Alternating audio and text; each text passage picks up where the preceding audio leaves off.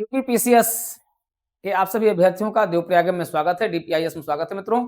और current affairs की इस क्लास को हम लोग तेजी से आगे बढ़ा रहे हैं और हमने कहा था कि विद इन 1 वीक आपका ये लगभग पूरा करा लिया जाएगा और हम लोग तेजी से उस दिशा में आगे बढ़ रहे हैं।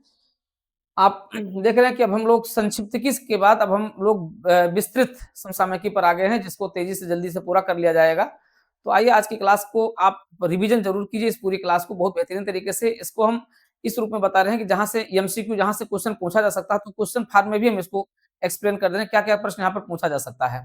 ठीक है, तो फिलहाल शुरुआत करते हैं। यूपीपीसीएस के साथ साथ समीक्षा अधिकारी के भी अभ्यर्थियों के लिए ये उसी तरीके से लाभप्रद है और इसमें हम नवंबर तक की समसामयिकी को, नवंबर के फर्स्ट वीक तक की समसामयिकी को कवर कर रहे हैं।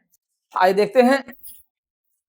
आप जानते हैं बड़ी महत्वपूर्ण मैगजीन होती है, इस मैगजीन के तहत जो कई ढेर सारे प्रश्न पूछ लिए जाते हैं। आइए देखिए, सबसे पहला आता है स्पेन के राष्ट्रपति की भारत यात्रा। अब देखिए यहाँ पर क्या क्या प्रश्न पूछे जा सकते हैं। देखिए एमसीक्यू प्रश्न यहाँ पर कैसे आ सकता है, यहाँ पर जो प्रश्न की प्रकृति होगी वो एमसीक्यू प्रश्न कैसे हो सकते हैं। ठीक है, एक बात उसको आप देख ले।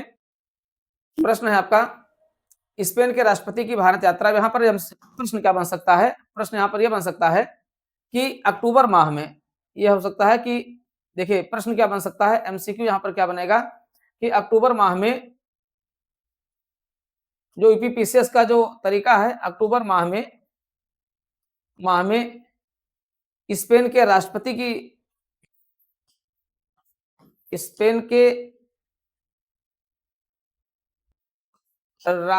की भारत यात्रा में निम्नलिखित में से क्या समझौते हुए, इस तरीके से प्रश्न पूछ लिया जाएगा।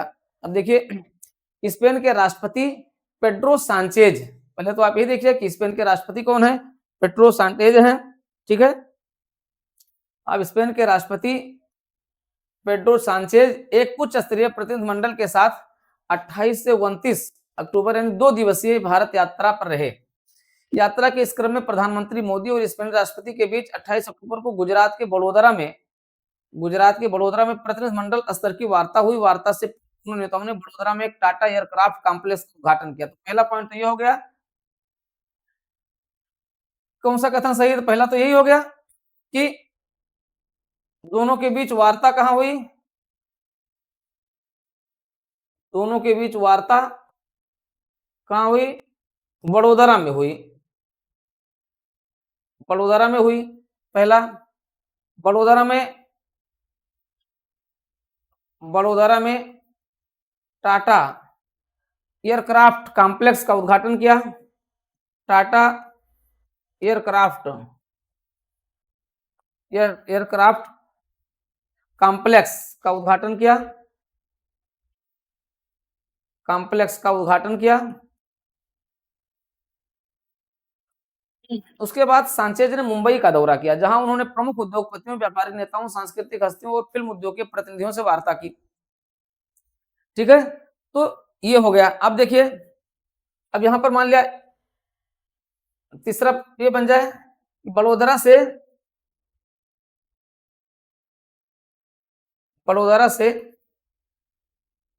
राष्ट्रपति, स्पेन के राष्ट्रपति जो आए। ठीक है, तो बड़ोदरा से राष्ट्रपति दिल्ली की यात्रा किए। अब है निम्नलिखित, अब ये हो गया तीन पॉइंट हो गए। अब यहाँ का हो जाएगा के बारे में क्या कथन सही है, तो सही विकल्प का चयन कीजिए। सही विकल्प अब आपका बन जाएगा ए, 1 एवं 2 सही है। बी हो जाएगा 1, 2, 3 सही है। सी हो जाएगा केवल 1 और 3 सही है। और डी हो जाएगा कि 2 एवं 3 सही है। अब आपको टिक करना है। ठीक है, तो आप जानते हैं बड़ोदरा से कहाँ गए, ये दिल्ली नहीं गए बल्कि कहाँ गए, ये बंबई गए। ठीक है, दिल्ली से ये मुंबई की यात्रा पर रहे, महाराष्ट्र की यात्रा पर रहे।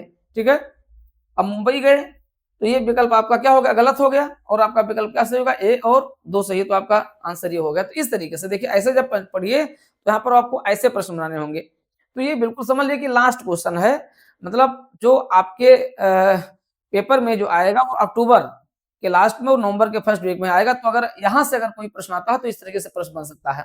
चलिए ठीक है, अब अगला आता है, हम देखते हैं टाटा आखिर ये है क्या, टाटा एयरक्राफ्ट कॉम्प्लेक्स का उद्घाटन किया, क्या है ये, इसके बारे में 28 अक्टूबर 2024 को प्रधानमंत्री मोदी और स्पेन के राष्ट्रपति पेड्रो साnchez ने बड़ोदरा में एक ईयरबस स्पेन और टाटा एडवांस सिस्टम लिमिटेड द्वारा सह निर्मित C295 के फाइनल असेंबली लाइन प्लांट का उद्घाटन किया। इसे देश की पहली निजी सैन्य विज्ञान फैक्ट्री माना जा रहा है। वेरी इंपॉर्टेंट पॉइंट हो गया।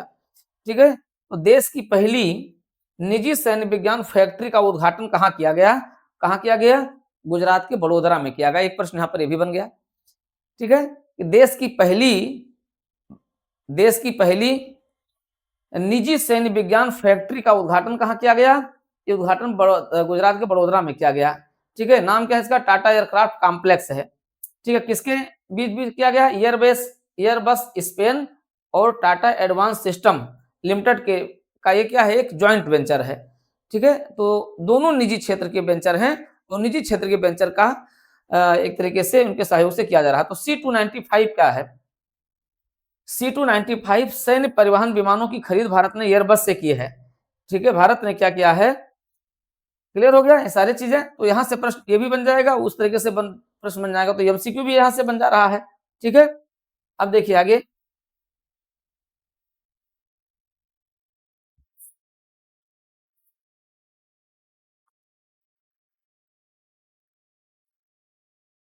अब C295 सैन्य परिवहन विमानों की खरीद भारत ने एयरबस से की है। टाटा एडवांस सिस्टम लिमिटेड अपनी फैक्ट्री में 40 C295 विमानों का उत्पादन करेगा, जिसके लिए उसने स्पेन के एयरबस डिफेंस एंड स्पेस के साथ समझौता किया है। ठीक है, ये इंपॉर्टेंट पॉइंट हो गया। अब देखिए 24 सितंबर 2024 को भारत सरकार और Airbus defence and space Spain ने 21,935 करोड़ रुपए लागत के 56 C95 विमानों के लिए समझौता किया था। समझौते के तहत 16 विमानों की आपूर्ति फ्लाई अवे स्थिति में स्पेन से की जानी है, जबकि 40 का निर्माण भारत में मेक इन इंडिया के तहत किया जाएगा। तो अब ये दोनों चीजें यहाँ पर क्या प्रौद्योगिकी का भी हस्तांतरण किया जा रहा है। कंपनियां मिल करके बनाएंगी, कुछ वहां से बना बनाया आ रहा है, इससे हमें प्रौद्योगिकी हस्तांतरण भी हो रहा है, हमारे पास क्या हो रहा है? मेक इन इंडिया प्रोग्राम भी तेजी से आगे बढ़ रहा है। तो दोनों तरीके से क्या लाभप्रद है। ठीक, तो ये तो रहा टाटा एडवांस। अब यहाँ से कोई भी प्रश्न आएगा तो मैं उम्मीद करता हूँ इस प्रश्न को आप आसानी से कर लेंगे। प्रश्न आपका कोई भी पूछा जाएगा, इस प्रश्न को आप आसानी से जो है कर लेंगे। ठीक है, Tata advance system limited company और भारत और जो है स्पेन बस के बीच समझौता। अब देखिए भारत और स्पेन के बीच, अच्छा, एक टाटा एयरक्राफ्ट कॉम्प्लेक्स द्वारा पहला C95 विमान सितंबर 2026 तक तैयार होने की उम्मीद है। तो शेष तो 16 विमानों की आपूर्ति कर ली जा रही है और शेष जो बनेंगे दोनों वो सितंबर 2026 तक जो है इनका उत्पाद मार्केट में आ जाएगा। अब समझौता क्या क्या हुआ इसको देखिए। जो समझौता हुआ है,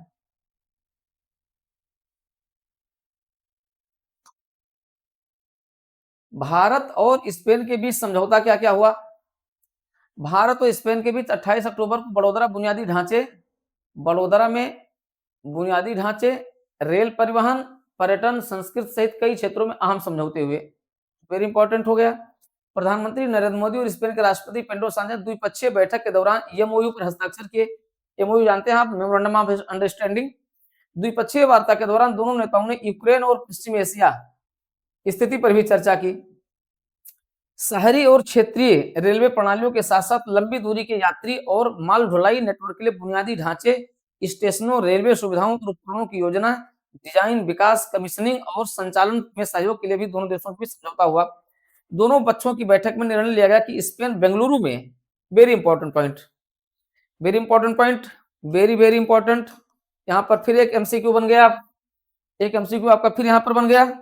ठीक है, क्या बन गया? कि दोनों पक्षों की बैठक में निर्णय लिया गया कि स्पेन में बेंगलुरु में वाणिज्य क्या करेगा? दूतावास खोलेगा। साथ ही बार्सिलोना में भारत का एक महावाणिज्यिक दूतावास इस साल के अगस्त में चालू हो गया है। अब देखिए दो प्रश्न यहां पर बन गया। क्या बन गया? अक्टूबर 2024 में किन देशों के बीच समझौतों के तहत बंगलुरु में वाणिज्यिक दूतावास खोले जाने का निर्णय लिया गया है? एक प्रश्न बन गया भारत और स्पेन के बीच। ठीक है, दूसरा ये बन गया कि भारत द्वारा अगस्त 2024 में किन देशों में अपना महावाणिज्यिक दूतावास खोला गया है? ठीक है, ये हो जाएगा स्पेन के बार्सिलोना में। भारत का भारत का महावाणिज्यिक दूतावास इस साल अगस्त में चालू हो गया है। ठीक है, अगस्त 2024 में बार्सिलोना स्पेन में भारत का महावाणिज्यिक दूतावास चालू हो गया है और स्पेन भारत में बंगलुरु में अपना जो है वाणिज्यिक दूतावास खोलेगा। तो ये दोनों हो गया। अब बिल्कुल कंसेंट आपके दिमाग में अगले 20 दिनों के लिए ये सेट है, गायब नहीं होगा, बस ध्यान रख कर आप पढ़िएगा। ठीक है, लेकिन पढ़ रहे हैं तो जरूर डीपीआईएस यूट्यूब चैनल आपका अपना डीपीआईएस फैमिली है, इसको तुरंत सब्सक्राइब कर लीजिएगा। बिना सब्सक्राइब करे हुए मत पढ़िएगा, क्योंकि सब्सक्राइब कर लेंगे तो आपको ये सारी चीजें तुरंत मिला करेगी। सारी लोक सेवा आयोग की सारी अपडेट जानकारी, जो हमारे बैचेज हैं, बैचेज की जानकारी, ये जो आपको स्पेशल परीक्षा के समय जो स्पेशल चीजें निःशुल्क दी जा रही हैं उसकी जानकारी, ये सब आपको तुरंत मिलती रहेगी। तो इसके लिए आप डीपीआईएस यूट्यूब चैनल को तुरंत सब्सक्राइब कर लीजिए, लाइक भी कर लीजिए, दूसरों से भी आप सब्सक्राइब करवा लीजिए। ठीक है, इस फैमिली पर आप बने रहें, आपको लाभ ही लाभ मिलेगा, कभी आपको नुकसान नहीं होना है। ये हो गया। वार्ता में प्रधानमंत्री मोदी और राष्ट्रपति पेट्रो द्वारा 2026 को, वेरी इंपॉर्टेंट पॉइंट, 2026 को संस्कृति, पर्यटन और कृत्रिम बुद्धिमत्ता के क्षेत्र में भारत स्पेन वर्ष के रूप में मनाए जाने का भी निर्णय लिया गया है। ये इंपॉर्टेंट पॉइंट होगा। तो देखिए कितने इंपॉर्टेंट पॉइंट यहाँ पर बन रहे हैं। वेरी इंपॉर्टेंट आपका ये भी हो गया, वेरी वेरी इंपॉर्टेंट आपके। अक्टूबर 2024 में किन देशों द्वारा 2026 के लिए सांस्कृतिक एवं पर्यटन वर्ष मनाए जाने का निर्णय लिया है? भारत और स्पेन के बीच, भारत और स्पेन के बीच क्या मनाया जाएगा? सांस्कृतिक और पर्यटन वर्ष मनाया जाएगा। ठीक है, साथ ही साथ कृत्रिम बुद्धिमत्ता के क्षेत्र में भारत स्पेन के लिए भी भारत स्पेन वर्ष मनाए जाने का भी निर्णय लिया गया। Very important. अब आप देखते हैं ये तो लगातार कई बार आता है, लेकिन इस कृत्रिम बुद्धिमत्ता, ठीक है, आर्टिफिशियल इंटेलिजेंस के क्षेत्र में किन देशों के मध्य परस्पर मैत्री वर्ष मनाए जाने का निर्णय लिया गया? ये बड़ा इंपॉर्टेंट पॉइंट हो गया। इसके लिए आप देखेंगे भारत और स्पेन के बीच कृत्रिम बुद्धिमत्ता पर जो है मनाए जाने का निर्णय लिया गया है। ये भी आपके लिए बहुत महत्वपूर्ण हो गया। देखिए इस पूरे करंट अफेयर्स को आप अपने दिमाग में बिल्कुल कंठस्थ कर लीजिए। यहाँ से टाइप्स ऑफ क्वेश्चन देखिए, आप एक बार पढ़ते और रंगते हुए चले जाते हैं, लाल पीले से रंग देते हैं, लेकिन यहाँ आपको हम एनालिटिक एनालिटिक जो है करंट अफेयर्स बता रहे हैं, जहां से एमसीक्यू क्वेश्चन कैसे कैसे बन सकते हैं। ठीक है, तो आप इसको देखते चलिए। ये हो गया, तो यहाँ से इतने टाइप से क्वेश्चन बन सकते हैं। ये हो गया, क्लियर हो गया। अब आगे आते हैं।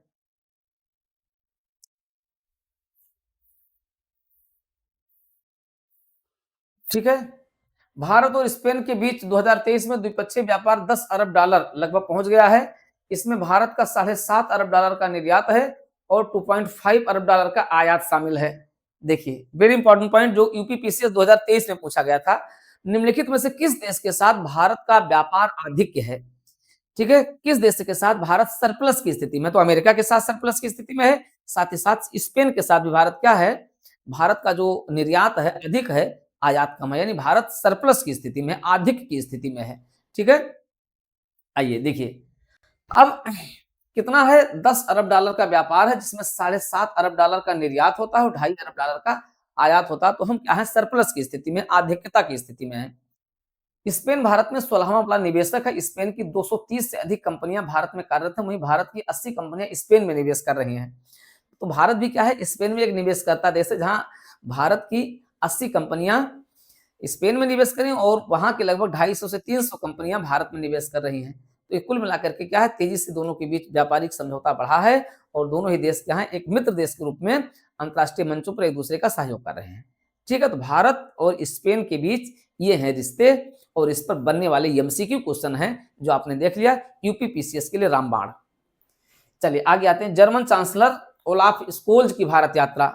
ठीक है, तो अक्टूबर में तो इनकी हो गई।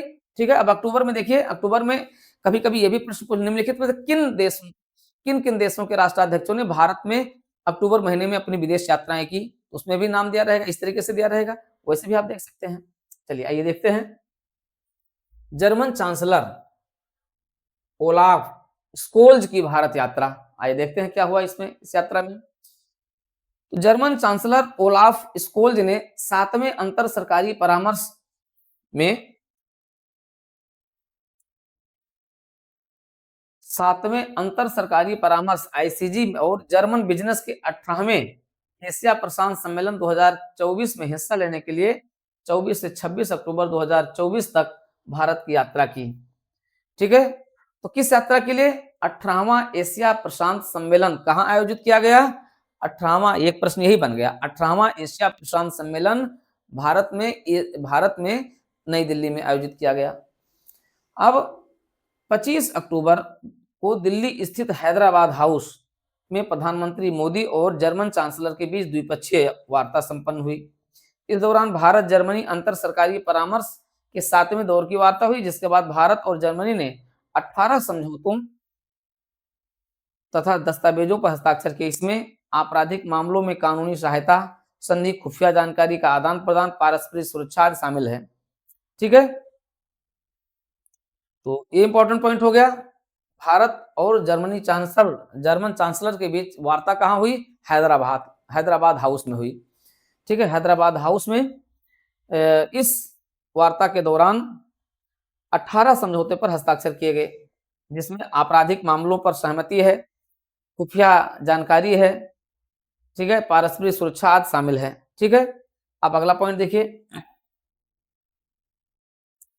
प्रधानमंत्री मोदी ने Asia Pacific conference of German business के 18वें सम्मेलन में जर्मन कंपनियों को आमंत्रित करते हुए कहा कि निवेश के लिए भारत से बेहतर कोई जगह संसार में नहीं है, भूल करके भी कहीं मत जाइए, आइए भारत में निवेश कीजिए। तो सारी कंपनियों को भारत में निवेश करने के लिए आमंत्रित किया गया।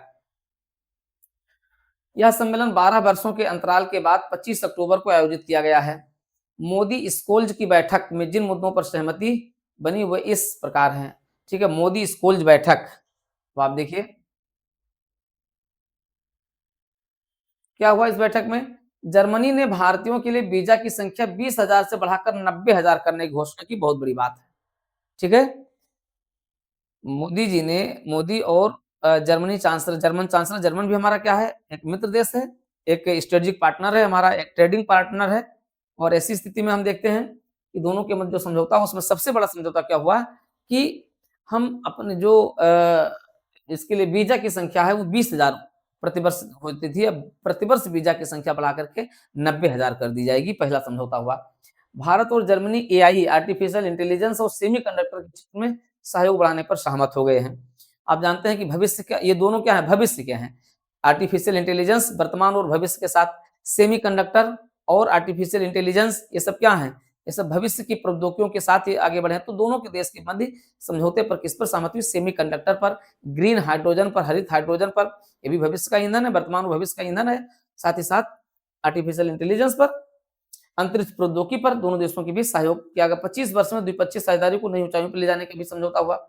तो एआई पर, सेमीकंडक्टर पर, हरित हाइड्रोजन और अंतरिक्ष प्रौद्योगिकी पर दोनों देशों के बीच समझौता हुआ। भारत और जर्मनी ने हरित हाइड्रोजन के क्षेत्र में अपने सहयोग को और अधिक करने के लिए Indo German green hydrogen road map launch किया है। देखिए, बड़ा इंपॉर्टेंट पॉइंट आपका यहाँ देखा कि जर्मनी और भारत ने हरित हाइड्रोजन के क्षेत्र में सहयोग को बढ़ावा देने के लिए Indo German green hydrogen road map जारी किया है। अब प्रश्न यहाँ पर यह बन गया एमसीक्यू कि निम्नलिखित में से किस देश ने भारत के साथ हाइड्रोजन एनर्जी पर, हाइड्रोजन ऊर्जा पर या हरित हाइड्रोजन पर जो है एक सम्मेलन आयोजित किया और उस पर अपना समझौता किया है? तो किसके साथ हुआ? जर्मनी के साथ हुआ है। इस पहल के तहत दोनों देश हरित हाइड्रोजन उत्पादन क्षमता बढ़ाएंगे, नवीकरणीय ऊर्जा के क्षेत्र में निवेश और जलवायु परिवर्तन से निपटने के लिए दीर्घकालिक रणनीति पर भी एकजुट रहेंगे। भारत और जर्मनी के बीच रक्षा और सुरक्षा के क्षेत्र में सहयोग को और अधिक व्यापार करने पर जोर दिया गया। दोनों देशों ने आतंकवाद और साइबर क्राइम के खतरों से निपटने के लिए भी सुरक्षा साझा रणनीति पर चर्चा की है। द्विपक्षीय व्यापार और निवेश को बढ़ावा देने के लिए भारत जर्मनी का भी आयोजन किया गया है। इसमें दोनों देशों के बीच उद्योग जगत के प्रमुख प्रतिनिधि भी इसमें शामिल हुए। ठीक है, और इस रूप में मेक इन इंडिया को प्रोत्साहन देने के लिए भी समझौता किया गया। तो आप देख रहे हैं घटनासार का करंट अफेयर्स, जो इसमें हम लोग व्यापक उस पर चल रहे हैं, और आप देख रहे हैं कि बहुत ही महत्वपूर्ण मैगजीन होती है जिसमें से आपके करंट अफेयर्स पर टू द पॉइंट क्वेश्चन आ जाते हैं। जर्मनी और भारत ने उच्च शिक्षा और अनुसंधान में साझेदारी बढ़ाने पर सहमति जताई है। इसके तहत भारतीय और जर्मन विश्वविद्यालयों के बीच संयुक्त अनुसंधान, स्टूडेंट एक्सचेंज और water security and global change जैसे मास्टर प्रोग्राम को भी संचालित करने पर सहमति बताई गई है। आईआईटी चेन्नई और ड्रेसडेन विश्वविद्यालय के बीच एक समझौते पर भी हस्ताक्षर किए गए, जो भारतीय छात्रों को दोहरे डिग्री कार्यक्रम का लाभ उठाने की अनुमति देगा। देखिए, ये इंपॉर्टेंट पॉइंट हो गया कि जर्मनी और भारत के दो विश्वविद्यालयों के बीच जो है टेक्निकल विश्वविद्यालयों के बीच समझौता हुआ। वो क्या है? आईआईटी चेन्नई और ड्रेसडेन विश्वविद्यालय के बीच एक समझौते पर हस्ताक्षर हुआ, तो ये भी इंपॉर्टेंट पॉइंट हो गया। दोनों देशों ने migration and mobility partnership agreement के तहत कुशल प्रवासियों के लिए रोजगार और शिक्षा के अवसरों को बढ़ावा देने पर भी सहमति जताई है। इस समझौते के तहत भारतीय युवाओं और पेशेवरों को जर्मनी में रोजगार के बेहतर अवसर मिलेंगे, तो ये भी इंपॉर्टेंट पॉइंट आपका हो गया। ठीक है, दोनों देशों ने migration and mobility partnership agreement, अब ये प्रश्न पूछ लिया जाएगा यहाँ पर, निम्नलिखित में से किन दो देशों के बीच migration and mobility partnership agreement अक्टूबर 2024 में संपन्न किया गया? प्रश्न देखिए, एमसीक्यू क्या बन सकता है, ठीक है, इस पर एक एमसीक्यू बन जाएगा। ठीक है, migration and mobility partnership agreement किन दो देशों के बीच हुआ? जर्मनी और भारत के बीच अक्टूबर 2024 में संपन्न किया गया, तो यहां से भी एक क्वेश्चन बन जाएगा, ध्यान रखिएगा। चलिए आते हैं, एक क्वेश्चन आप देखते हैं कि चुनाव पर तो रहना ही रहना है, और आज चुनाव पर भी हम लोग देखेंगे, चुनाव पर प्रश्न रहेगा। अभी हरियाणा और जम्मू कश्मीर में चुनावों के बाद नई सरकारों का गठन हुआ, तो आइए दोनों से क्या क्या प्रश्न बन सकते हैं, अच्छा दिया हुआ है इसमें, आप देखेंगे। हरियाणा और केंद्र शासित प्रदेश जम्मू कश्मीर ने विधानसभा चुनाव के परिणाम 8 अक्टूबर 2024 को जारी किए गए। अब देखिए, हरियाणा विधानसभा चुनाव में सभी अनुमानों को ध्वस्त करते हुए भारतीय जनता पार्टी ने इतिहास रच दिया और 90 सदस्यीय विधानसभा में 48 सीटें जीतकर भाजपा ने 37 सीटें जीतने वाली कांग्रेस को करारी शिकस्त दे दी। ठीक है, तो यहाँ पर तो ये होगा कि 90 सीटें जीत करके 48 सीटें भाजपा के खाते में गई। केंद्र शासित प्रदेश जम्मू कश्मीर में भाजपा ने 29 सीटें जीतते हुए जम्मू संभाग में बेहतर किया, लेकिन तमाम प्रयासों के बाद भी घाटी में पार्टी का खाता नहीं खुला। 10 साल बाद हुए चुनाव में 90 सदस्यीय विधानसभा में नेशनल कॉन्फ्रेंस ने 42, जबकि कांग्रेस ने सिर्फ 6 सीटें जीती, लेकिन यहाँ इंडिया गठबंधन, चलिए 2014 के चुनाव में 28 सीटें जीतने वाली महबूबा मुफ्ती की पार्टी को इस बार कोई खाता नहीं मिला, तो यहाँ से ये है सीटों की संख्या, यही पूछा जा सकता है। बहुत इंपॉर्टेंट उस रूप में नहीं, लेकिन कभी कभी जब चुनाव होता है तो प्रश्न पीसीएस में पूछ लिए जाते हैं। ठीक है, कुल सीटें कितनी रही? 90 हो गई। नेशनल कॉन्फ्रेंस को 42 मिली, भारतीय जनता पार्टी को 29 मिली। सेकंड लार्जेस्ट पार्टी कौन सी रही? भारतीय जनता पार्टी रही है। कांग्रेस को 6, पीडीपी को 3 और अन्य को 10 मिले हैं। ठीक है, ये रहा है। उमर अब्दुल्ला केंद्र शासित प्रदेश जम्मू कश्मीर के पहले मुख्यमंत्री बने हैं। ठीक है, कहां पर हुआ? जो डल झील के किनारे बने शेरे कश्मीर इंटरनेशनल कन्वेंशन सेंटर में 16 अक्टूबर 2024 को उपराज्यपाल मनोज सिन्हा ने उमर को पद व गोपनीयता की शपथ दिलाई। उमर के साथ 5 मंत्रियों ने शपथ ली। सरकार में नंबर 2 की कुर्सी उमर ने ही अपनी ही पार्टी के सुरेंद्र चौधरी को मुख्यमंत्री बना करके दे दी। ठीक है, तो इस तरीके से ये रहा आपका। यहाँ अब आइए हरियाणा में देखिए,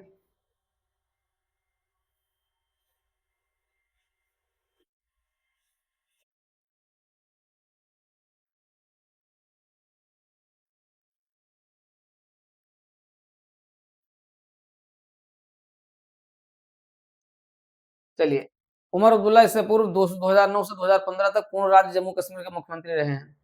चलिए हरियाणा में देखिए, हरियाणा में सीधे सीधे आ जाइए कि कुल सीटें 90 रही हैं, भाजपा को 48 मिली हैं, कांग्रेस को 37 मिली हैं। ठीक है, छोड़ दीजिए। 17 अक्टूबर को विधायक दल के नेता चुने गए और फिर वही नायब सिंह सैनी दूसरी बार मुख्यमंत्री बने। बस यहाँ से कोई बहुत इंपॉर्टेंट नहीं। चलिए आइए, 5वां राष्ट्रीय जल पुरस्कार 2023 इंपॉर्टेंट है। 5वें राष्ट्रीय जल पुरस्कार 2023 का वितरण समारोह 22 अक्टूबर 2024 को विज्ञान भवन नई दिल्ली में आयोजित किया गया, जहां पुरस्कार राष्ट्रपति द्रौपदी मुर्मू ने विजेता राज्यों को प्रदान किया। ठीक है, उड़ीसा 5वें राष्ट्रीय जल पुरस्कार में शीर्ष स्थान पर रहा, जबकि उत्तर प्रदेश दूसरे स्थान पर प्राप्त किया। वहीं गुजरात जो है और पुडुचेरी ने तीसरे स्थान पर इसको प्राप्त किया है। ठीक है, तो देखिए अगर हम देखें इसको,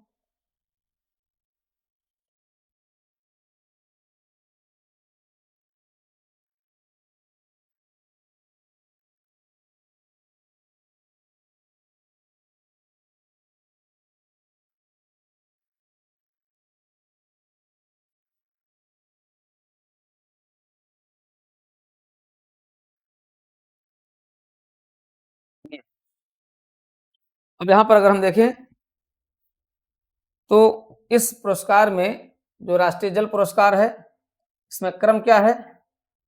इसमें क्रम देखिए, क्रम में नंबर 1 पर पहला स्थान किसको मिला है? पहला स्थान मिला उड़ीसा को मिला है। अब आपको याद रखना है, उड़ीसा मिला। दूसरा स्थान किसको मिला है? दूसरा स्थान उत्तर प्रदेश को मिला है। ठीक है, 5वें राष्ट्रीय जल पुरस्कार 2023 में पहले स्थान पर कौन रहा है? पहले स्थान पर आपका रहा है जो है उड़ीसा रहा है, दूसरे स्थान पर उत्तर प्रदेश रहा, तीसरे पर गुजरात रहा है। तीसरे पर जो है गुजरात प्लस पुडुचेरी को संयुक्त रूप में रहे हैं, पुडुचेरी रहे हैं, ये क्रम है इनका। ठीक है, ये पुरस्कार कितने श्रेणियों में? 9 श्रेणियों में। ये पुरस्कार 9 श्रेणियों में दिया गया है, 9 श्रेणियों में प्रदान किया गया है। पूरे भारत में जल संरक्षण और प्रबंधन के उत्कृष्ट योगदान के लिए सम्मान दिया जाता है। जल शक्ति मंत्री सी आर पाटिल ने राष्ट्रीय जल पुरस्कारों के विजेताओं की सूची घोषणा की। जल संरक्षण में उड़ीसा की उल्लेखनीय उपलब्धियों में 53,000 से अधिक जल संरक्षण और वर्षा जल संचयन संरचनाओं का निर्माण और 1100 पारंपरिक जलाशयों का निर्माण इसमें जीर्णोद्धार शामिल है। इसके अलावा 21,000 अपशिष्ट जल शोधन संयंत्र भी स्थापित किए गए, जिससे 90,000 हेक्टेयर से अधिक सिंचित भूमि को सूक्ष्म सिंचाई प्रणालियों के तहत लाया गया है और इसके परिणाम स्वरूप 87 राज्य ने वनीकरण में भी अपनी महत्वपूर्ण भूमिका निभाई। तो ये रहा है। अब उत्तर प्रदेश पर आइए।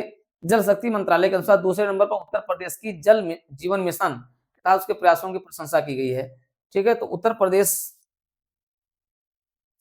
की अगर हम बात करें तो उत्तर प्रदेश जो दूसरे स्थान पर रहा है वो मूलतः जल इसका जो जल शक्ति मिशन है, ठीक है, ये सबसे महत्वपूर्ण रहा है। ठीक है, जल जीवन मिशन के कारण, जल जीवन मिशन की सफलता के कारण, जल जीवन मिशन क्या है इसमें सफल रहा है तो उसकी प्रशंसा की गई है। ठीक है, और क्या किया गया है उसको अगर हम देखें तो जल जीवन मिशन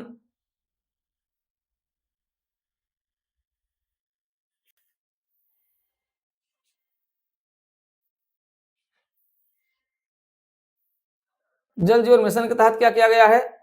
जल जीवन मिशन की अगर हम बात करें उत्तर प्रदेश में तो जल जीवन मिशन के तहत 17,900 से अधिक गांव में नल कनेक्शन प्रदान किए गए हैं। परिणाम स्वरूप 1.91 लगभग 2 करोड़ परिवार इससे लाभान्वित हुए हैं।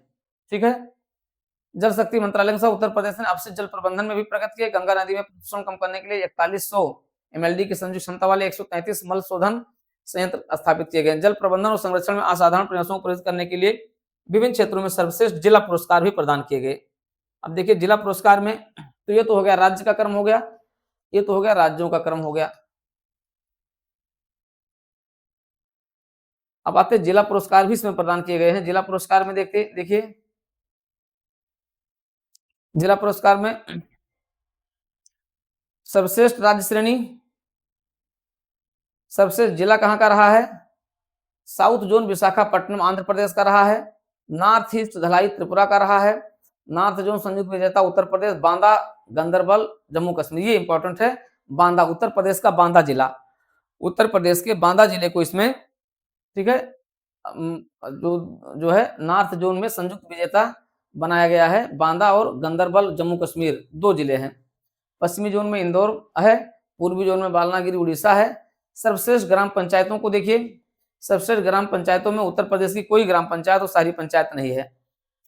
सर्वश्रेष्ठ ग्राम पंचायत में पुल्लामपारा तिरुवनंतपुरम की है, नासुलपानी कांकेर की है, हेम्पापुरम अनंतपुर आंध्र प्रदेश की है, खलिहरंग नाह पश्चिमी जयंतिया मेघालय की है। सर्वश्रेष्ठ शहरी निकाय में सूरत और पुरी और पुणे है, सूरत पुरी और पुणे है। मतलब उत्तर प्रदेश का केवल एक जिला संयुक्त विजेता में वो बांदा जिला है। ठीक है, जहां पर पानी की सबसे ज्यादा समस्या है। ठीक है, क्योंकि ये आपका बुंदेलखंड का जिला है। बांदा को इसमें एक संयुक्त विजेता के रूप में जल पुरस्कार के अंतर्गत जल पुरस्कार प्रदान किया गया है, जबकि दूसरे क्रम पर उत्तर प्रदेश रहा है। ठीक है, ये रहा है। अब आइए न्याय की देवी की नई प्रतिमा, ये भी आजकल बड़ा चर्चा में है। आप देखिए सुप्रीम कोर्ट में स्थित न्याय की देवी वाली प्रतिमा में बदलाव किया गया है, जिसकी तस्वीरें अक्टूबर 2024 में सामने आई, जिसमें पारंपरिक प्रतिमा को महत्वपूर्ण बदलाव किए हैं। ये बदलाव भारत के वर्तमान मुख्य न्यायाधीश डीवाई चंद्रचूड़ के निर्देश पर किया गया है, जिसका उद्देश्य न्याय व्यवस्था को नई दृष्टि देना है। ठीक है, आप जानते हैं कि न्याय की देवी को तलवार और तराजू पकड़े हुए तथा आंखों पर पट्टी बांधे दर्शाएगा, जो निष्पक्षता और कानून की शक्ति का सूचक है। आंखों पर पट्टी बिना किसी पक्षपात के न्याय को दर्शाती है, चाहे उनकी पहचान यथास्थिति कुछ भी हो, जबकि तलवार न्याय के परिवर्तन का प्रतीक है। न्याय की देवी का नया संस्करण आंखों पर से पट्टी हटा देता है, जो अंधेपन के माध्यम से निष्पक्षता के बजाय न्याय में पारदर्शिता को दर्शाता है, जो अब देख करके न्याय किया जाएगा। अभी तक क्या है, बिना देखे हुए न्याय किया जाता था। तलवार के स्थान पर भारत का संविधान स्थापित किया गया है, जो इस बात पर बल देता है कि न्याय का स्रोत लोकतांत्रिक और संवैधानिक ढांचे में निहित है, ना कि बल और सत्ता में निहित है। ठीक है, तो ये महत्वपूर्ण परिवर्तन किया गया है। और इसके अलावा जो परिवर्तन किया गया है, ये देखिए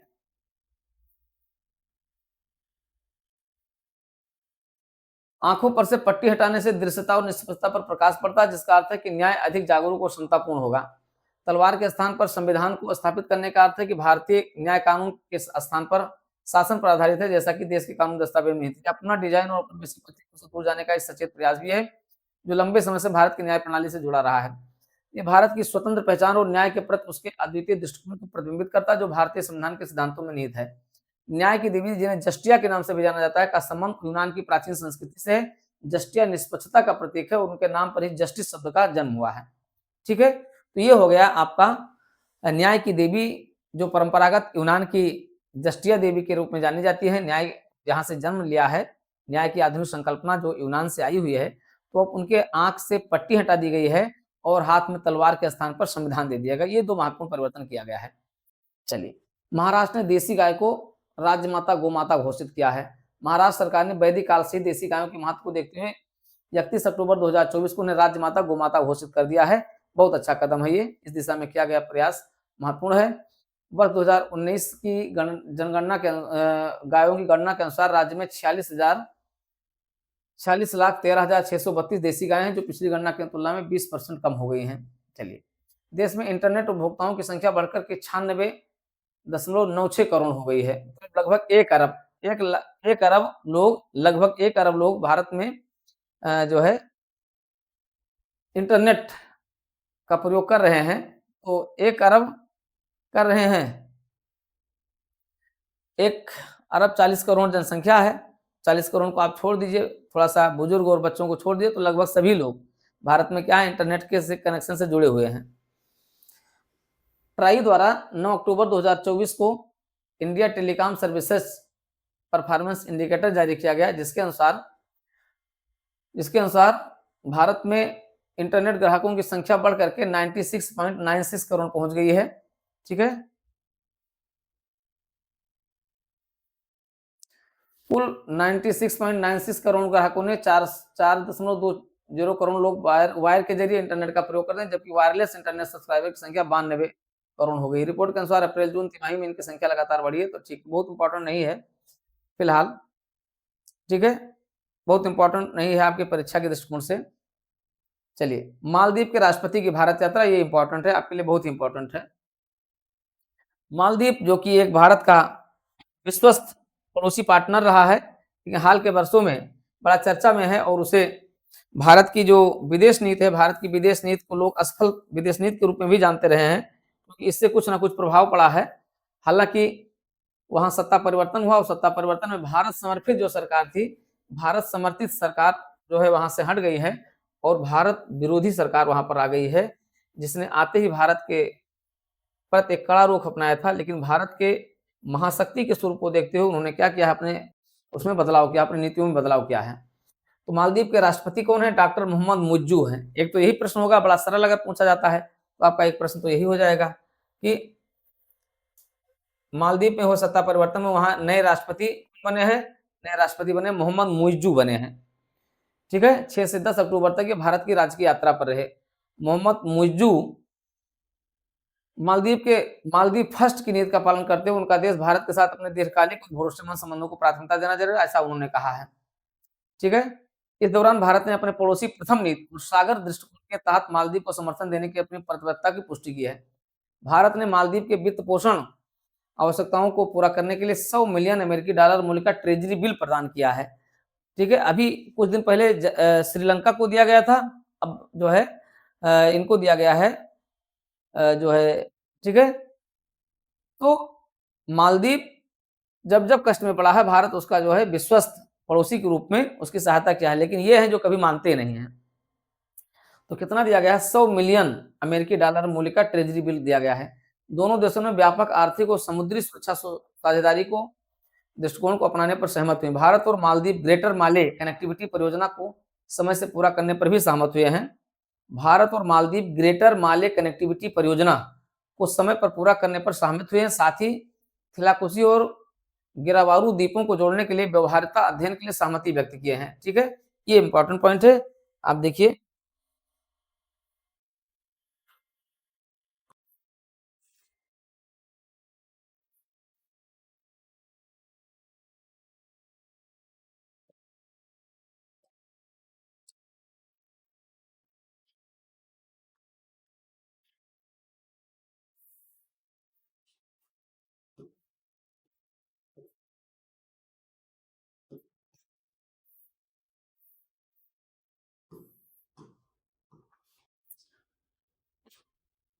देखो 100 मिलियन अमेरिकी डॉलर मूल्य का ट्रेजरी बिल दिया गया है ये। और दोनों देशों ने व्यापक आर्थिक समुद्री सुरक्षा समझौते पर भारत और मालदीव ने ग्रेटर माले कनेक्टिविटी परियोजना जो वहां भारत के सहयोग से चल रही है, ठीक है। दोनों देशों ने थिलाफुसी में एक वाणिज्यिक बंदरगाह विकसित करने और ट्रांसशिपमेंट और बंकरिंग सेवाओं का विस्तार करने के लिए हनी माथू और गान जैसे हवाई अड्डों की क्षमता को बढ़ाने पर भी सहयोग करने पर भी बल दिया गया है। तो ये देखिए, दोनों देशों ने थिलाफुसी में एक वाणिज्यिक बंदरगाह विकसित करने पर और ट्रांसशिपमेंट और बंकरिंग सेवाओं का विस्तार करने तथा हनीमाथू और गान जैसे हवाई अड्डों की क्षमता को बढ़ाने पर भी सहयोग करने पर सहमत हैं। यही मौजू साहब थे जो क्या कर रहे थे, भारत विरोधी अभियान चलाए हुए थे और प्रधानमंत्री नरेंद्र मोदी इनका बिना नाम लिए हुए और लोगों से आग्रह किए कि आपको अगर द्वीपीय देशों की यात्रा करना है तो आप भारत के द्वीपीय देशों की यात्रा करें, द्वीपीय राज्यों की यात्रा करें। और जैसे ही उन्होंने जा करके और स्वयं पहुंच जाते हैं और अपना एक फोटो जारी करते हैं, ठीक है, वैसे क्या होता है कि मालदीव जाने वाले लोगों की संख्या कम हो जाती है, वो सब भारत के लक्षद्वीप जाना शुरू कर देते हैं। तो लक्षद्वीप और मालदीव में कंपैरिजन किया गया तो लक्षद्वीप को मालदीव से कहीं बेहतर सुटेबल कहा गया और लोगों ने अपने जो है वो कैंसिल करा करके लोग मालदीव से लक्षद्वीप जाने लगे और वहां की हालत खराब हो गई। आपने देखा पिछले दिनों। तो ये इंपॉर्टेंट पॉइंट है, यहाँ इनको ध्यान रखिए। भारत और मालदीव की ग्रेटर माले कनेक्टिविटी परियोजना होगी, ठीक है। 3 जगह पर थिलाफुसी में वाणिज्यिक बंदरगाह और हनीमाथू और गान में हवाई अड्डों की क्षमता बढ़ाने पर भी सहयोग किया गया है, ठीक है। तो ये भी इंपॉर्टेंट है, इसको भी ध्यान रखिएगा।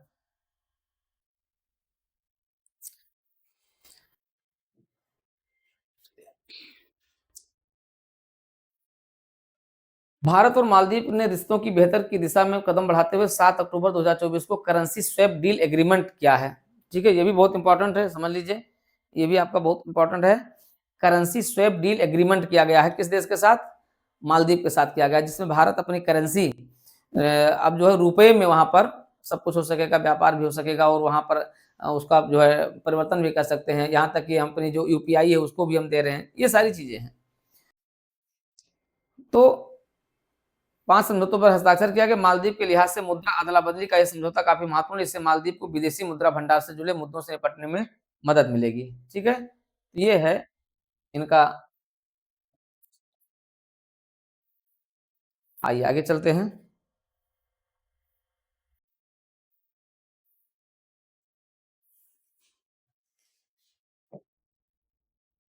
भारतीय रिजर्व बैंक, आरबीआई और मालदीव मौद्रिक प्राधिकरण ने 2024 से 27 के लिए सार्क मुद्रा स्वैप फ्रेमवर्क के तहत मुद्रा स्वैप समझौते पर हस्ताक्षर किए हैं।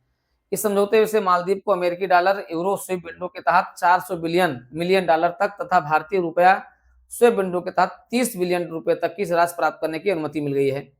ये 18 जून 2027 तक प्रभावी रहेगा तथा भुगतान संतुलन के तनाव से मालदीव को अल्पकालिक विदेशी मुद्रा तरलता प्राप्त हो जाएगी। अन्य समझौतों में भारत के राष्ट्रीय रक्षा विश्वविद्यालय और मालदीव के राष्ट्रीय पुलिस एवं कानून प्रवर्तन कॉलेज के बीच प्रशिक्षण समझौता हुआ है। भारत के केंद्रीय ब्यूरो और मालदीव के भ्रष्टाचार निरोधक के बीच भी समझौता हुआ है, ठीक है। इसके अलावा नेशनल जुडिशियल एकेडमी और मालदीव की जुडिशियल कमीशन के बीच भी समझौता किया गया है। न्यायिक क्षेत्र में समझौता हुआ है, आप देख रहे हैं लगभग सभी क्षेत्रों में समझौता हो रहा है। यहाँ हो रहा है, यहाँ हो रहा है, यहाँ हो रहा है, ठीक है। राष्ट्रीय रक्षा विश्वविद्यालय और मालदीव की पुलिस राष्ट्रीय पुलिस कानून के बीच हुआ है, ठीक है। जुडिशरी के क्षेत्र में जो भारत की जो नेशनल जुडिशरी एकेडमी और इनके जुडिशियल कमीशन के बीच समझौता हुआ है। करेंसी स्विफ्ट डील एक वित्तीय अनुबंध है, यहाँ से प्रश्न बन सकता है। करेंसी स्विफ्ट डील क्या है? एक वित्तीय अनुबंध है। इसमें दो पक्ष एक निश्चित अवधि के लिए एक दूसरे की मुद्राओं का आदान प्रदान करते हैं। इस डील में दोनों पक्ष अपनी अपनी मुद्राओं को निश्चित विनिमय दर पर एक साथ देते हैं और उसी अवधि के अंत में मूल राशि को वापस ले लेते हैं। पूछा सकता है करेंसी स्वैप डील क्या है या करेंसी स्वैप डील के संबंध में निम्नलिखित कथनों पर विचार कीजिए या निम्नलिखित में किस देश के साथ भारत ने अपना करेंसी स्वैप डील किया है। इस तरह के कई प्रश्न यहाँ पर आपके बन सकते हैं, इनको आपको ध्यान रखना है और बहुत ही बेहतरीन तरीके से इसको देखने पर बल देना है, ठीक है। चलिए तो आगे चलते हैं। इस अवसर पर भारत ने मालदीव आने वाले भारतीय पर्यटकों के लिए भी भुगतान को सरल बनाने पर दिया गया है। देखिए पश्मीना ऊन के लिए लद्दाख जीआई प्रमाणन प्राप्त किया है। पश्मीना आप जानते हैं कश्मीर की है। तो पश्मीना ऊन जिसे सॉफ्ट गोल्ड के नाम से भी जाना जाता है, कि भौगोलिक संकेत जीआई टैग का प्रमाणन 5 अक्टूबर 2024 को प्रदान कर दिया गया है लद्दाख को। 2030 तक केंद्र शासित प्रदेश में 5 लाख पश्मीना बकरियां और 1 मिलियन मेरिनो भेड़ का पालन लक्ष्य हासिल करना है। पश्मीना शब्द फारसी शब्द पश्म से लिया गया, जिसका अर्थ होता है नरम सोना या सॉफ्ट ऊन। कश्मीरी पश्मीना ऊन चांगथांग बकरी, ये इंपॉर्टेंट हो गया, आप इसको ध्यान रखिएगा, ये पॉइंट इंपॉर्टेंट हो गया। किससे प्राप्त की जाती है? ठीक है, तो इसका नाम पूछ सकते हैं। कश्मीरी या पश्मीना ऊन चांगथांगी बकरी से प्राप्त की जाती है। चांगथांगी बकरी, इसका नाम है, जो जूलॉजिकल नेम है कैप्रा एग्रेगस हिरकस, इसका जूलॉजिकल नेम है, प्राप्त की जाती है, जिसे पश्मीना बकरी के रूप में भी जाना जाता है। पश्मीना बकरी का नाम क्या है? चांगथांगी बकरी है। ठीक है, जो भारत कहाँ पाई जाती है? भारत में पाई जाती है, नेपाल में पाई जाती है और तिब्बत में लद्दाख जैसे क्षेत्रों में, हिमालय के उच्च ऊंचाई क्षेत्रों में पाई जाती है। ठीक है, एक देश एक चुनाव पर कोविंद समिति की रिपोर्ट को केंद्रीय मंत्रिमंडल ने मंजूरी प्रदान की है। आप देखते हैं कि इसमें बड़ा चर्चित मुद्दा बना हुआ है। प्रधानमंत्री नरेंद्र मोदी की अध्यक्षता में 18 सितंबर को कैबिनेट की बैठक हुई, जिसमें एक देश एक चुनाव परियोजना को मान्यता प्रदान कर दी गई है। इसमें ज्यादा प्रश्न नहीं बनेगा, इसमें यही प्रश्न पूछा जाएगा, एक तो क्या क्या समझौते होंगे। देखिए, पूर्व राष्ट्रपति कोविंद की अध्यक्षता वाली समिति ने 14 मार्च 2024 को राष्ट्रपति के समक्ष पेश 18,000 से अधिक पेज की रिपोर्ट में पहले चरण में लोकसभा व देश की सभी विधानसभाओं और दूसरे चरण में 100 दिनों के अंदर स्थानीय निकायों के चुनाव कराने की घोषणा की। पहला पॉइंट तो ये हो गया कि एक देश एक चुनाव में किस प्रकार के चुनाव को कराने की बातों पर बल दिया गया। तो एक देश एक चुनाव में क्या हो जाएगा कि एक साथ लोकसभा और विधानसभा के चुनाव एक टर्म में, दूसरे टर्म में क्या होगा, दूसरे टर्म में विधानसभा पंचायतों के स्थानीय निकायों, पंचायतों और सारी निकायों के चुनाव कराए जाने की बात कही गई है 100 दिनों के अंदर। इसके लिए एक ही मतदाता सूची और मतदाताओं के लिए एक जैसा पहचान पत्र होना चाहिए। समिति के सामने 32 राजनीतिक दलों ने प्रस्ताव का समर्थन किया, जबकि 15 ने इसका विरोध किया। तो 32 राजनीतिक दलों के मतलब बहुमत से, एक तरीके से क्या हुआ, बहुमत आया है इसका। समिति ने एक साथ चुनाव के लिए सरकार को 18 संवैधानिक संशोधन करने का सुझाव दिया है। इसको संवैधानिक संशोधन, इनमें से अधिकतर को संसद की मंजूरी मिलने के बाद राज्य विधानसभाओं से मंजूरी की जरूरत नहीं होगी। हालांकि मतदाता सूची और वोटर कार्ड लागू करने के लिए होने वाले संशोधनों को देश के आधे राज्यों की दूसरी मंजूरी आवश्यक होगी। विधि आयोग भी इस प्रकार के प्रस्ताव के पक्ष में। आयोग की रिपोर्ट भी जल्द पेश होने की उम्मीद है। माना जा रहा है कि विधि आयोग 2029 से ही लोकसभा, विधानसभा और स्थानीय निकाय चुनाव एक साथ कराने की सिफारिश कर सकता है। ठीक है, कोविंद समिति ने लोकसभा विधानसभा चुनाव समकालीन बनाने के लिए संविधान के अनुच्छेद 82A जोड़ने की सिफारिश की है। तो पहला इंपॉर्टेंट पॉइंट ये हो गया। ठीक है, जो जोड़ने की सिफारिश की है उसको आप देखिए क्या किया है। इसने जो सुझाव दिया है, उस सुझाव के तहत संविधान में नया अनुच्छेद 82A जोड़ा जाएगा। साथ ही साथ नया अनुच्छेद 24A के प्रावधानों को लागू करने पर विधानसभाओं का कार्यकाल लोकसभा के कार्यकाल की समाप्ति के साथ समाप्त हो जाएगा। ठीक है, अनुच्छेद 82A जोड़ने की सिफारिश की। राष्ट्रपति द्वारा अनुच्छेद 24A के प्रावधानों को लागू करने पर विधानसभाओं का कार्यकाल लोकसभा के कार्यकाल की समाप्ति के साथ समाप्त हो जाएगा। रिपोर्ट के मुताबिक निर्धारित तिथि के बाद और लोकसभा के पूर्ण कार्यकाल की समाप्ति से पहले राज्य विधानसभाओं के चुनाव द्वारा गठित सभी विधानसभाओं का कार्यकाल सिर्फ अगले आम चुनाव तक समाप्त होने वाली अवधि के लिए ही होगा। ठीक है, तो इस तरीके के जो सिफारिशें की गई हैं, इन सिफारिशों का इम्प्लीमेंटेशन देखिए कैसे कब होता है, इसके बारे में भी आगे होगा। महत्वपूर्ण अंतरिक्ष मिशन को सरकार की मंजूरी, बहुत इंपॉर्टेंट, ये आपके लिए समझ लीजिए रामबाण है, ये आपके लिए वेरी इंपॉर्टेंट है। इसको आप देख लीजिए अच्छे से, इस क्लास को देखिएगा, यहाँ से आपसे प्रश्न पूछा जा सकता है। तो आप देख रहे हैं समसामयिक घटनासार के अभी तक संक्षिप्तकी को देख रहे हैं। अब यहाँ पर हम लोग विस्तृत अध्ययन को देख रहे हैं। ठीक है, तो आप लोग विस्तृत अध्ययन को देख रहे हैं, जहाँ पर हम विभिन्न राष्ट्रीय मुद्दों, अंतर्राष्ट्रीय मुद्दों को लेकर के चल रहे हैं और इनसे एमसीक्यू कैसे प्रश्न जनरेट हो सकते हैं उसको हम लोग देखते चल रहे हैं। ठीक है, अब देखिए बहुत इंपॉर्टेंट है, अंतरिक्ष मिशन पर प्रश्न पूछा जा सकता है।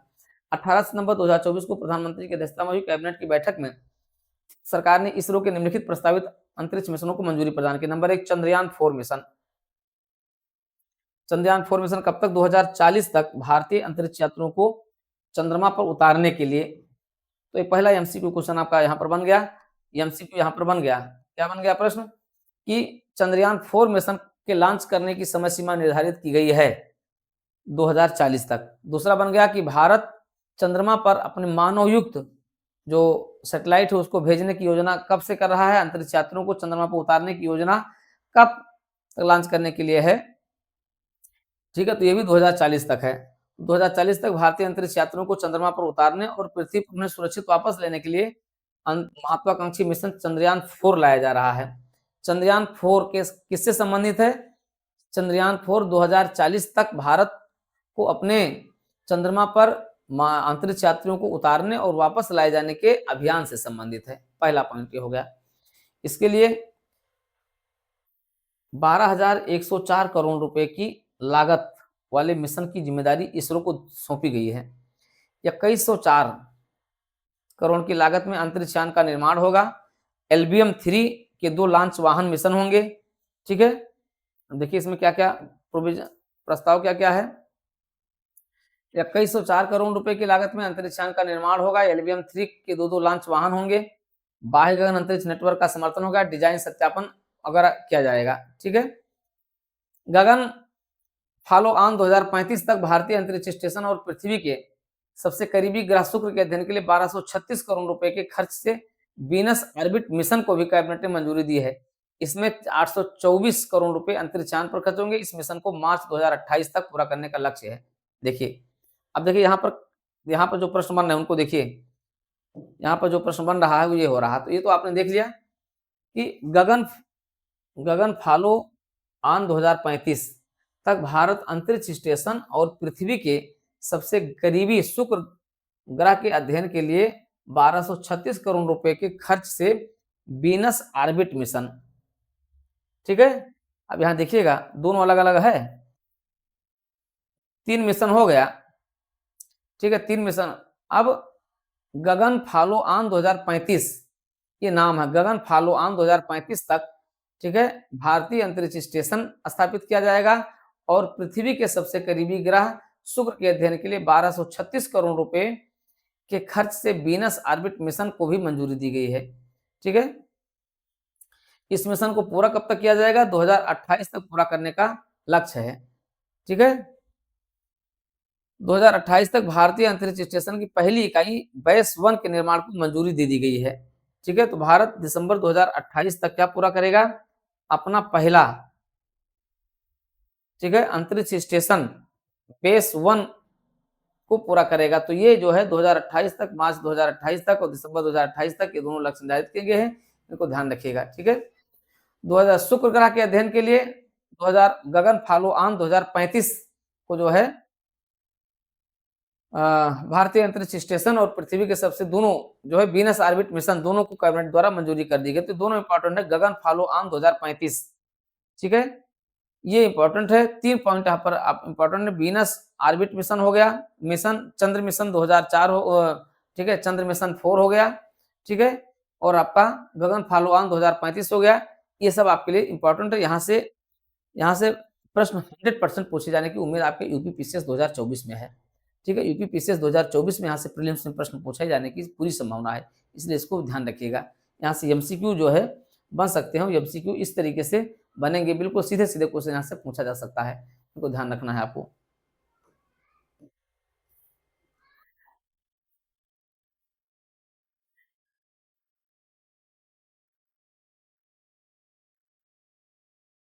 अंतरिक्ष विभाग की ओर से पूरा किया जाने वाला वीनस ऑर्बिट मिशन शुक्र ग्रह की कक्षा में वैज्ञानिक अंतरिक्ष यान की परिक्रमा के लिए परिकल्पित किया गया, ताकि शुक्र की सतह और उपसतह वायुमंडलीय प्रक्रियाओं और शुक्र के वायुमंडल पर सूर्य के प्रभाव का बेहतर अध्ययन किया जाएगा। चलिए, animation, visual effects, gaming, comics and accidented reality के लिए राष्ट्रीय उत्कृष्टता केंद्र की स्थापना। कैबिनेट ने एनिमेशन इकोसिस्टम को मजबूत करने के लिए आईआईटी और आईआईबीएम के तर्ज पर एनिमेशन, विजुअल और effect, gaming, comics and accidented reality की स्थापना को 18 सितंबर 2024 को मंजूरी प्रदान की। इसमें federation of Indian chambers of commerce and industry और भारतीय उद्योग परिसंघ मिलकर के काम करेंगे। चलिए, बहुत इंपॉर्टेंट, स्वच्छ वायु सर्वेक्षण पुरस्कार 2024।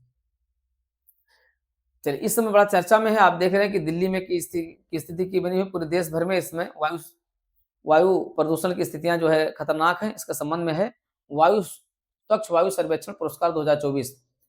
तो राष्ट्रीय स्वच्छ वायु शहर पुरस्कार प्रदान किया गया है इसका।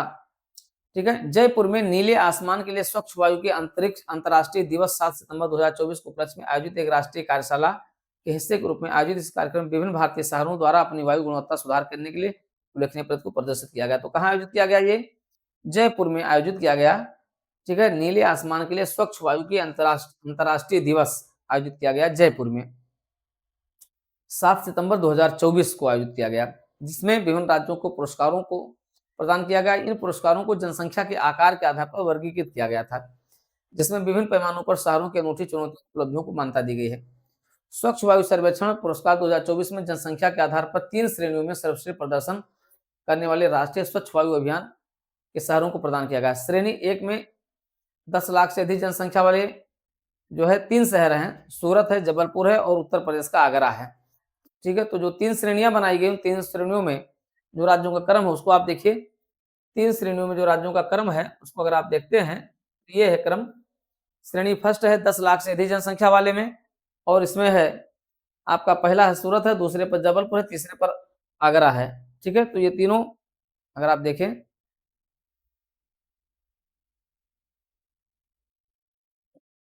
ठीक है, पहली श्रेणी में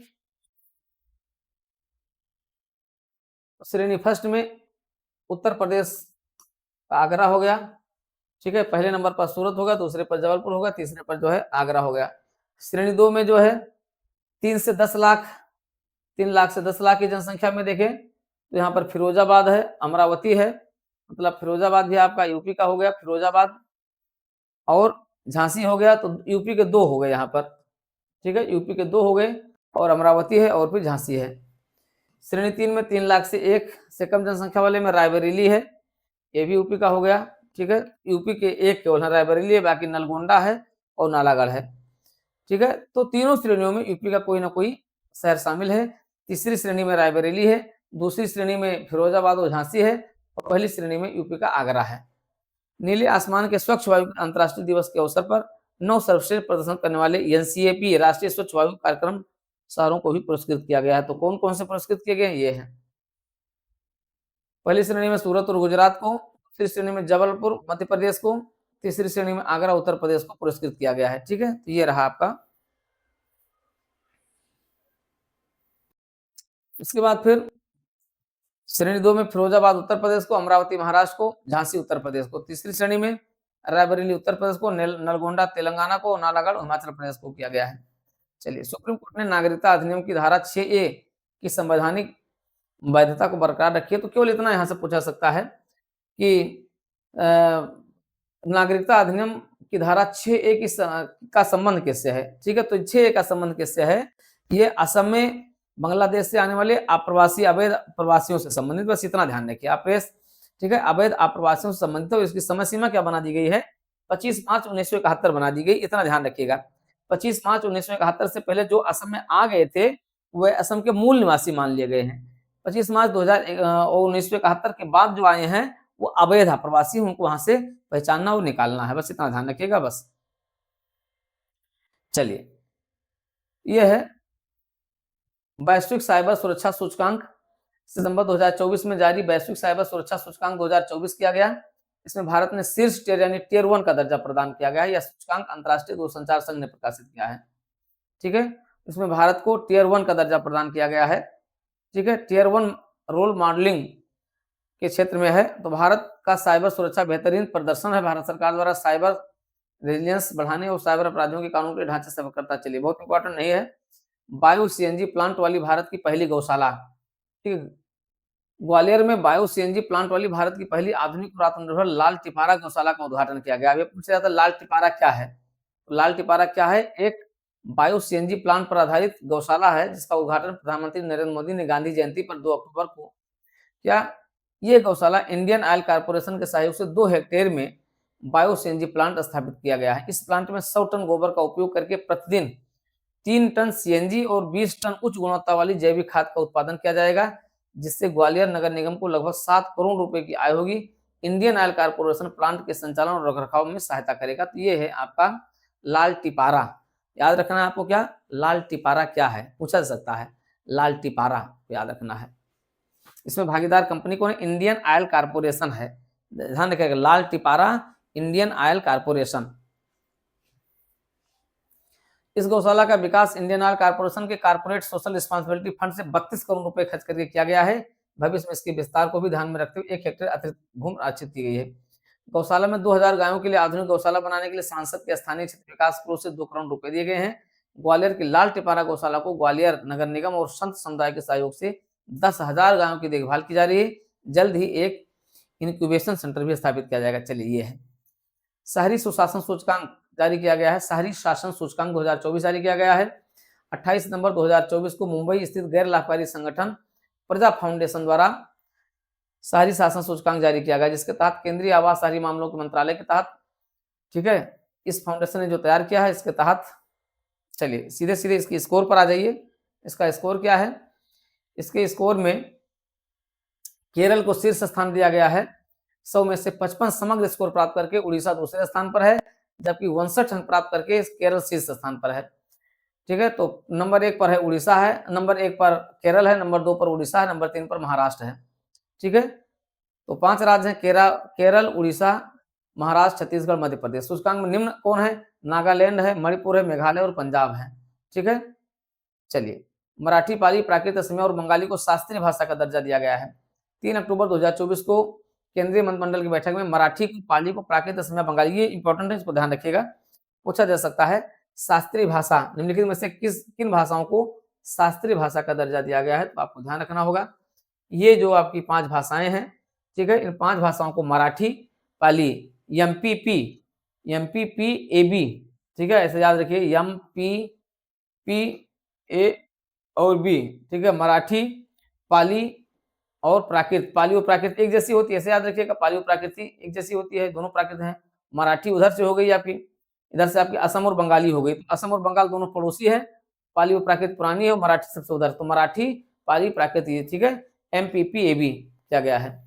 भारत सरकार ने 12 अक्टूबर को शास्त्रीय भाषाओं के रूप में भाषाओं की एक नई श्रेणी बनाने का निर्णय था। इसमें तमिल को शास्त्रीय भाषा, पहली शास्त्रीय भाषा घोषित किया। शास्त्रीय भाषा के दर्जे के लिए पूर्व निर्धारित मानदंडों में परिवर्तन भी कर दिया गया है। ठीक है, तो ये है आपका शास्त्रीय भाषा का दर्जा। अब देखें शास्त्रीय भाषा का दर्जा किसको किसको दिया गया है, तो ये है शास्त्रीय भाषा में तमिल को 2004 में दिया गया था, संस्कृत को 2005 में, तेलुगु, कन्नड़, मलयालम, उड़ीसा और अब ये 5 भाषाएं और जोड़ दी गई हैं। ठीक है, तो 1, 2, 3, 4, 5, 6 और 5, 11। अब इस समय 11 भाषाएं इस दिशा में जो है दर्जा प्राप्त हो चुकी हैं। ठीक है, इनको ध्यान रखिएगा।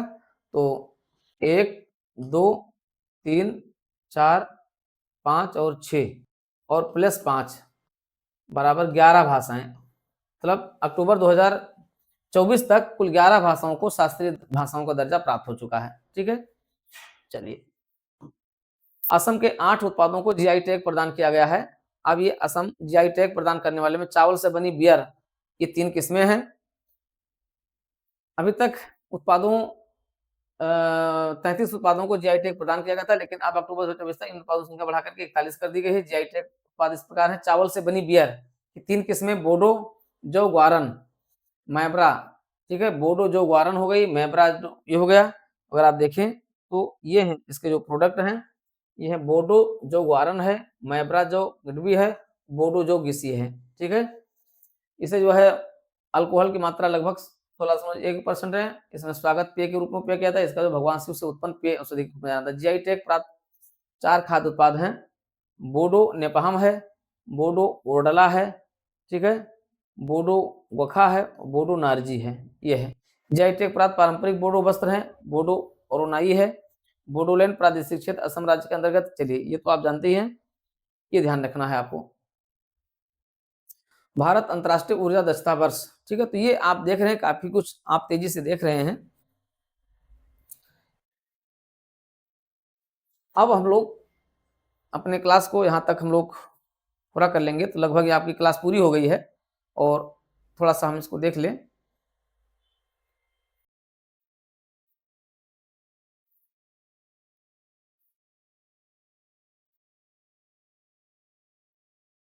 भारत अंतर्राष्ट्रीय ऊर्जा दक्षता हब में शामिल हो गया। प्रधानमंत्री मोदी की दक्षता में 3 अक्टूबर 2024 को कैबिनेट की बैठक में मंजूरी बाद भारत अंतर्राष्ट्रीय ऊर्जा दक्षता हब में शामिल हो गया है। अंतर्राष्ट्रीय ऊर्जा दक्षता हब एक वैश्विक मंच है जो विश्व भर में सहयोग को बढ़ावा और ऊर्जा प्रोत्साहित करता है। ठीक है, भारत अब अंतर्राष्ट्रीय ऊर्जा हब में शामिल हो गया है। भारत सरकार ने अंतर्राष्ट्रीय ऊर्जा दक्षता हब के नोडल एजेंसी के रूप में ऊर्जा दक्षता ब्यूरो को नामित किया है। 2021 में पेरिस, फ्रांस में स्थापित किया। इस हब का वर्तमान में अध्यक्ष यूरोपीय आयोग है। जुलाई 2024 तक इस भारत सहित इस आपके सदस्य देश रहे अर्जेंटीना, अर्जेंटीना है, ऑस्ट्रेलिया है, कनाडा, ब्राजील, मतलब कुल 16 सदस्य देश हैं। भारत भी इसके सदस्य देश बन गया है। वैश्विक भ्रष्टाचार विरोधी गठबंधन के नेतृत्व में भी भारत शामिल हो गया है। भारत को बीजिंग में 26 सितंबर 2024 को आयोजित पूर्ण सत्र के दौरान भ्रष्टाचार विरोधी कानून प्रवर्तन प्राधिकरण की संचालित समिति के 15 सदस्य ग्लोबल ऑपरेशन नेटवर्क में भी से चुन लिया गया है। तो ये भी है, इंपॉर्टेंट है। भारत ने जैव विविधता की रक्षा हेतु बीबीएन समझौते पर भी हस्ताक्षर किए हैं। ये भी भारत आधिकारिक रूप से राष्ट्रीय क्षेत्राधिकार से परे अंतर्राष्ट्रीय जैव विविधता समझौते पर भी हस्ताक्षर किया है।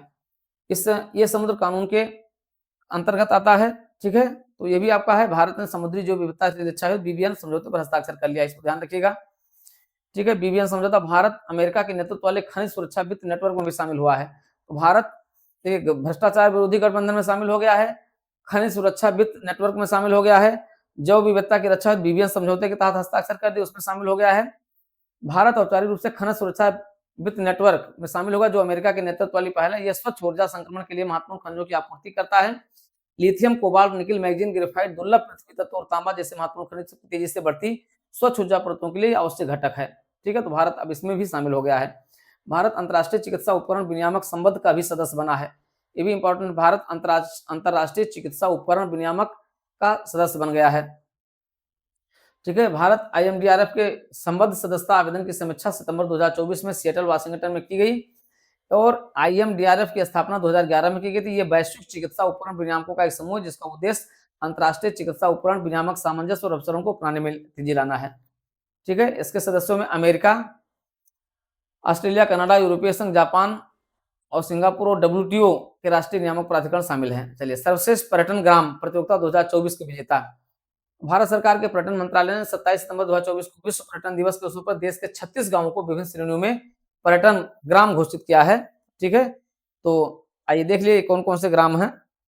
अगर इनको आप देखें तो श्रेणियां क्या क्या हैं।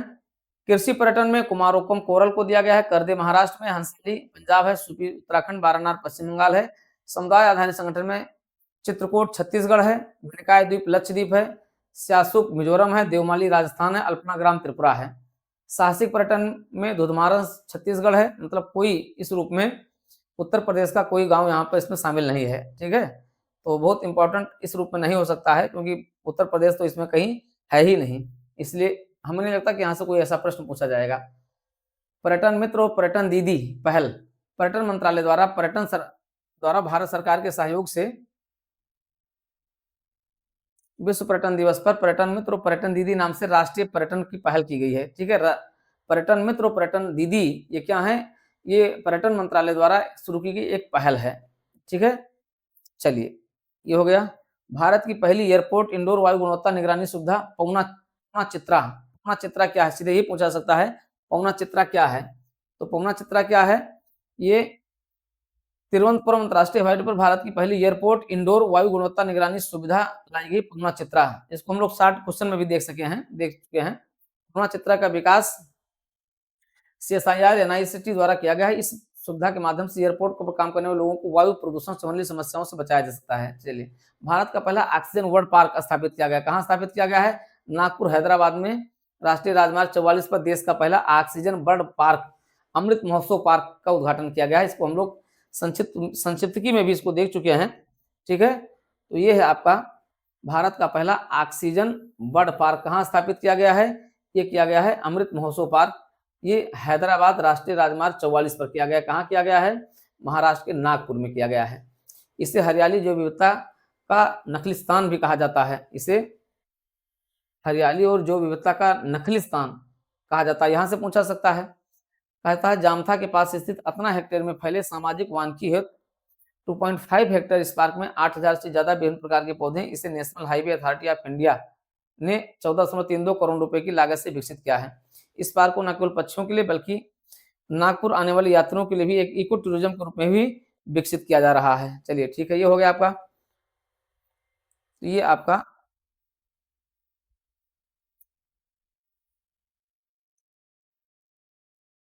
चलिए यूएई के प्रिंस शेख खालिद बिन मोहम्मद बिन जायद अल नाहयान की भारत यात्रा रही है।